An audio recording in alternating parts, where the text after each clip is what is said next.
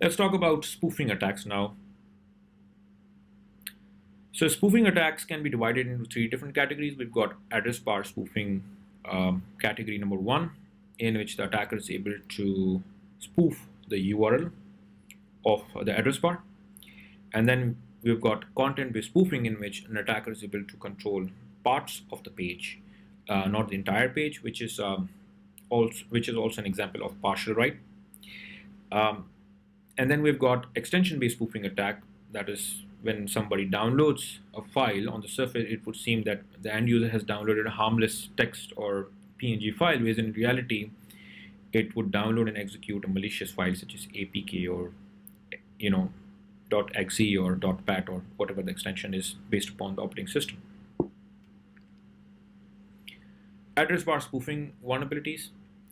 Now, Google themselves has stated that we recognize that address bar is the only reliable security indicator in modern browsers.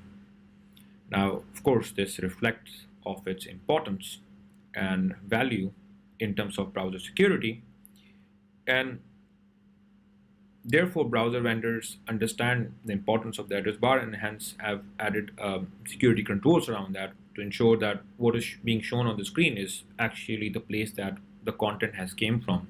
In other words, that the URL that the browser is pointing to is actually a legitimate URL, and the content has actually been loaded from that URL instead of attacker's domain. Now, due to the limitations in terms of screen size and smartphones, a lot of times it becomes challenging for the end user to check the complete URL, and therefore users that are on smartphones are more likely to fall prey to phishing attacks. Microsoft, in its digital defense report, has highlighted that email phishing is the most dominant attack vector for basically enterprises. And with ever-growing sophistication of these email phishing attacks resulting in business compromises, exploitation of browser-based vulnerabilities such as address bar spoofing vulnerabilities may exacerbate the success of phishing attacks and hence can be proved to be more lethal.